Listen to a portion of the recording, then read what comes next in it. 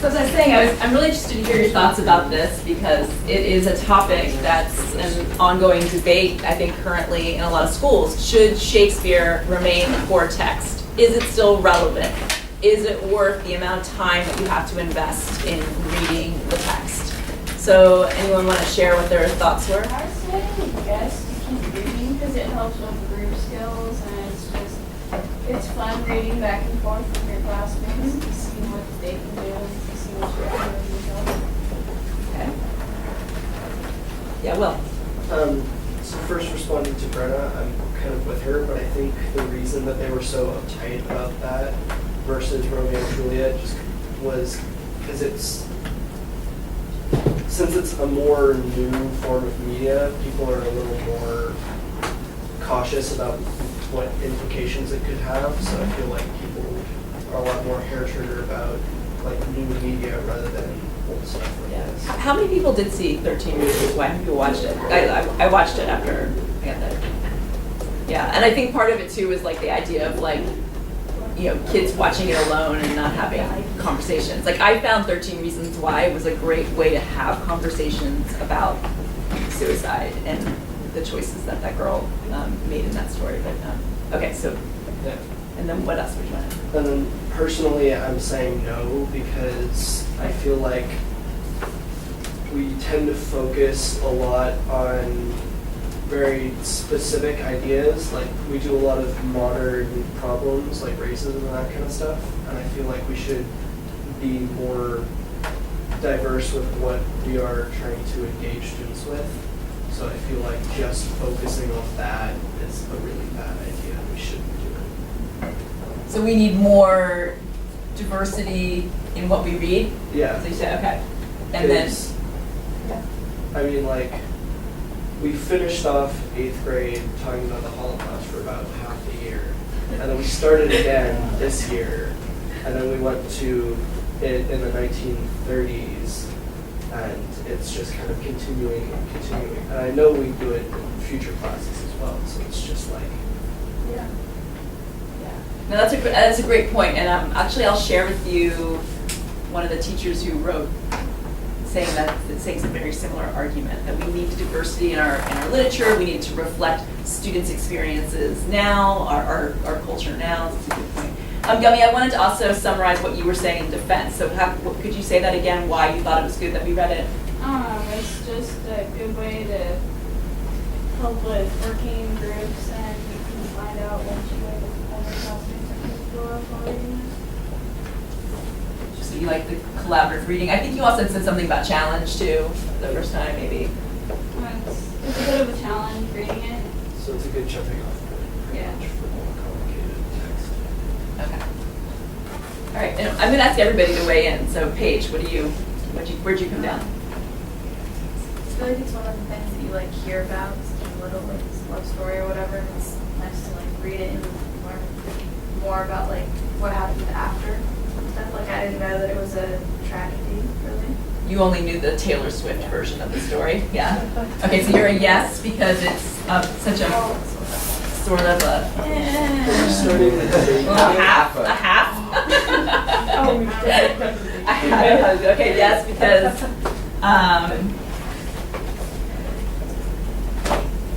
you guys ever hear the term cultural literacy? Yep. I mean, that's what you're talking about, Paige. It's like something that we hear about all the time, but we don't really know about. It's just kind of like a reference, an allusion that people make a lot of times to Romeo and Juliet, and then you kind of see more the complexity of the story when you read it. Okay. How about from this side of the room? I'm very dominant this way. I need to change my perspective. I think it's because of the way I write. Bonnie, what did you write? Kind of like yes and more because like I mean Should have a neutral category. yeah. Okay. Just put half of one on no and half of Yeah. Okay. Yeah. So this will make it half a no, and this will make a full yes. Then. Yeah. Okay. Yeah.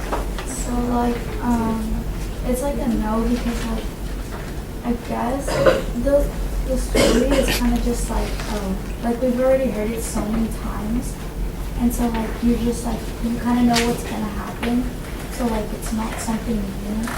But when we read it, I kind of just already knew like the plot of the story. So then and then it's like a no, like a yes, because like you learn something new. You learn like the language of Shakespeare. You learn like how, like for us, since we went learning about Shakespeare, you learn about like how he came up to be like, the story and stuff like that. Okay. So Like the history behind it. okay.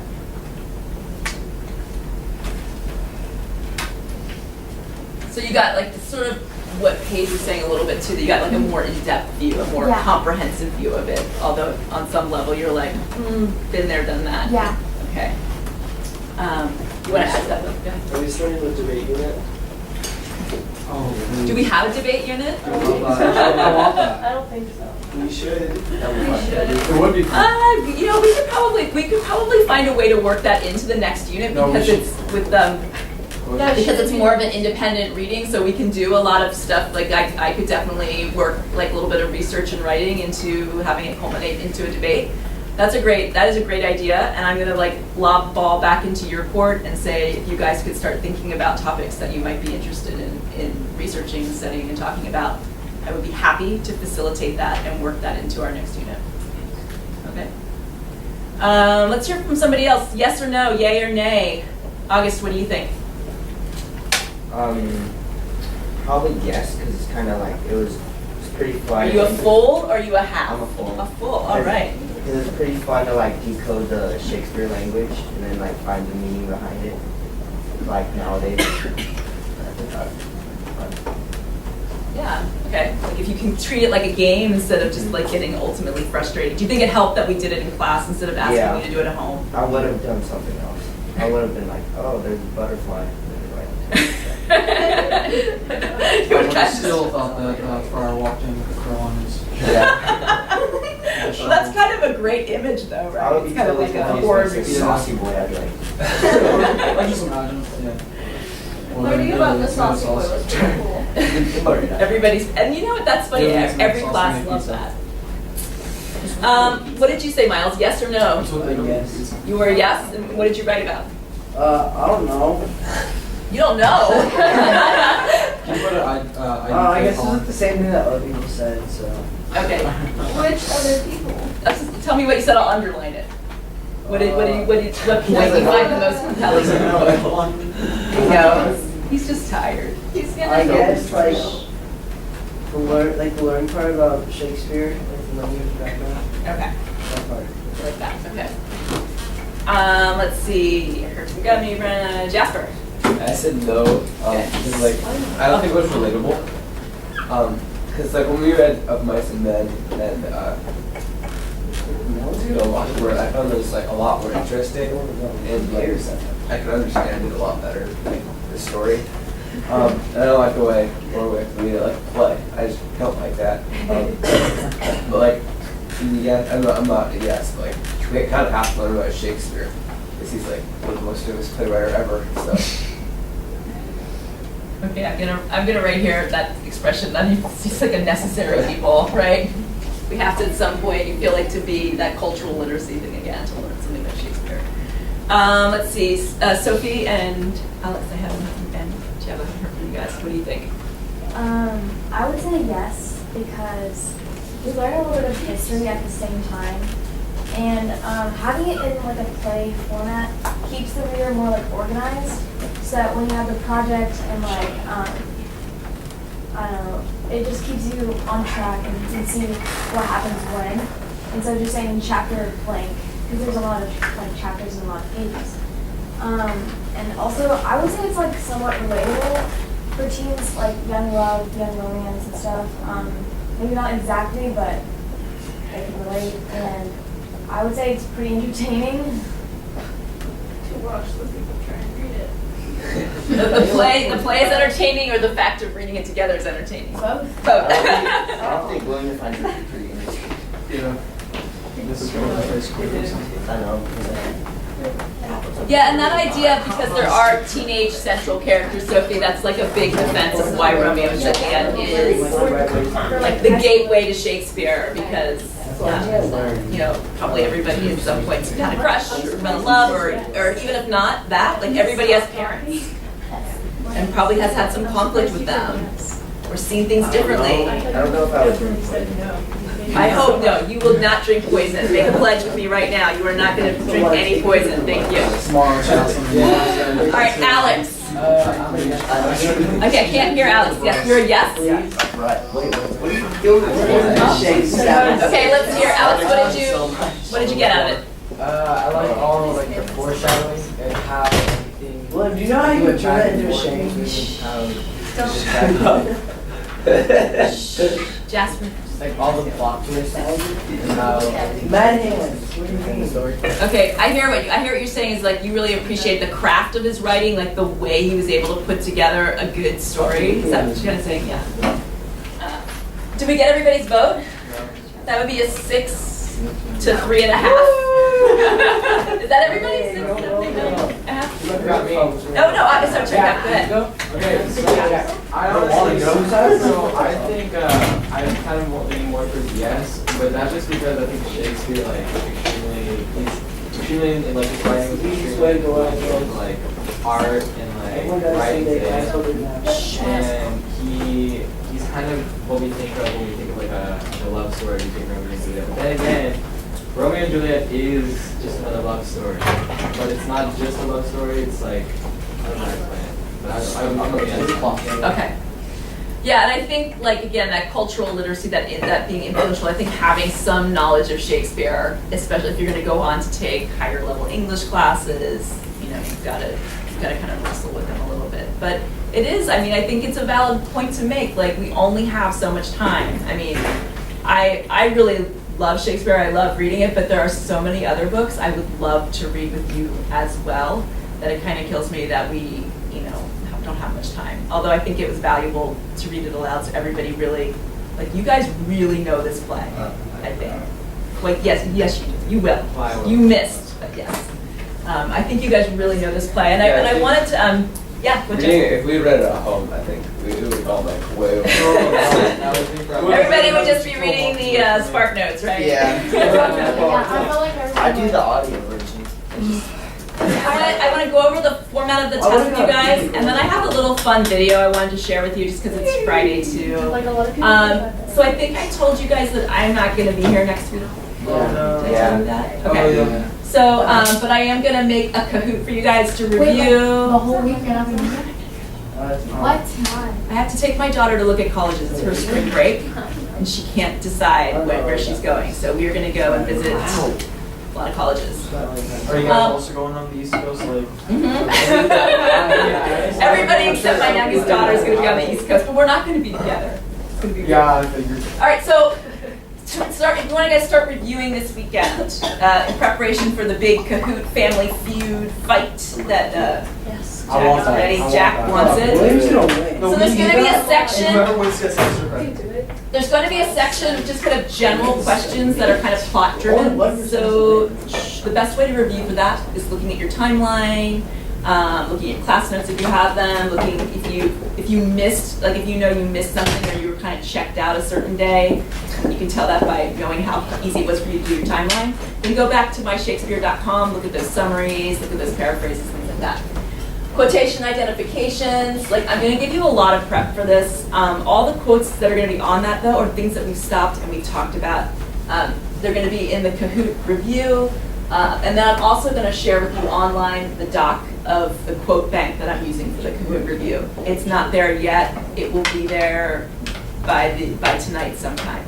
So if you want to start reviewing and test yourselves, I don't have the person who spoke on it. I just have it arranged by act to kind of make it like a little, you could look at that and see who do I know, what's familiar. Yeah, Brenna. So the identification part is just matching who? This is just matching speakers, yeah, Okay. to give kind of a breadth of the play.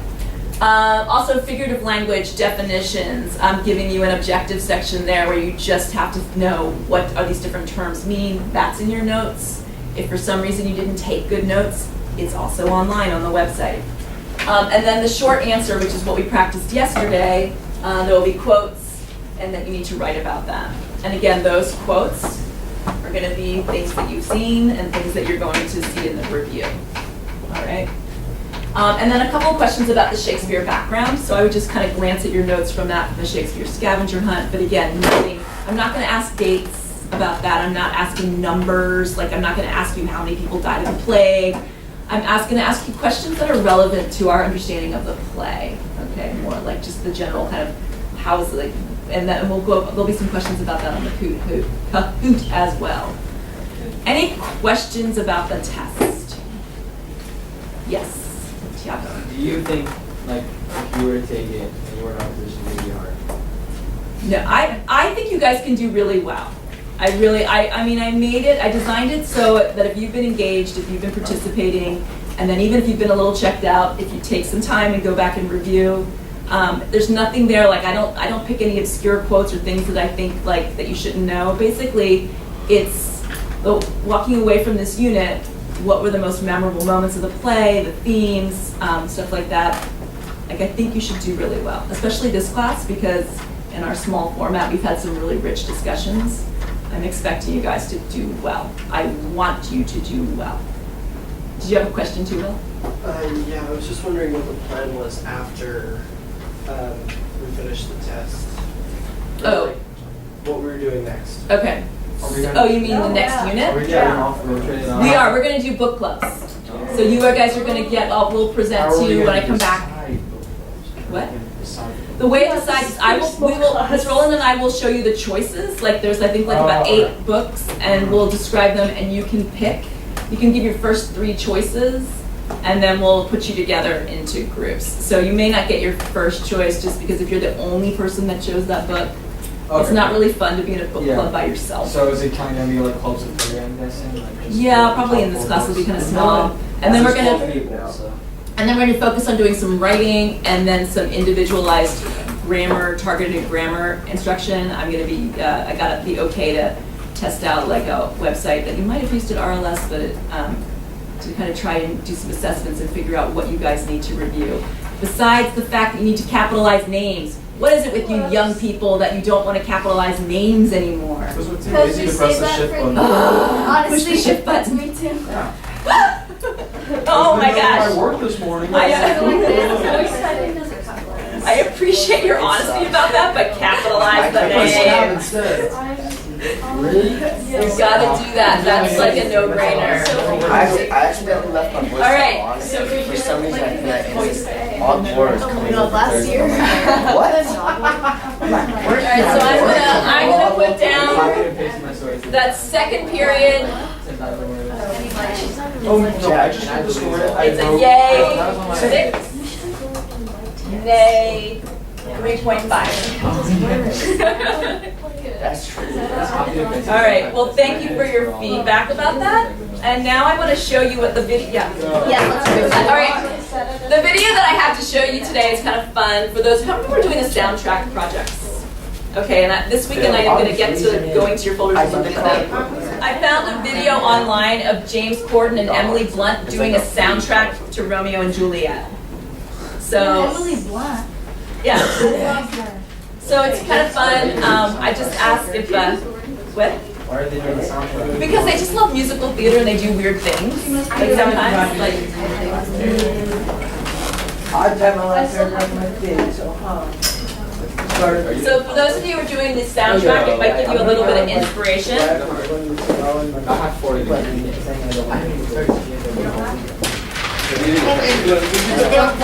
of history's greatest playwright, William Shakespeare. His play Romeo and Juliet is the iconic tale of 2 star-crossed lovers torn apart by their feuding families. And what better way of paying tribute to the great bard himself than by performing this play as only the Late Late Show can. Tonight, we've got 14 songs, 7 sets, 1 take,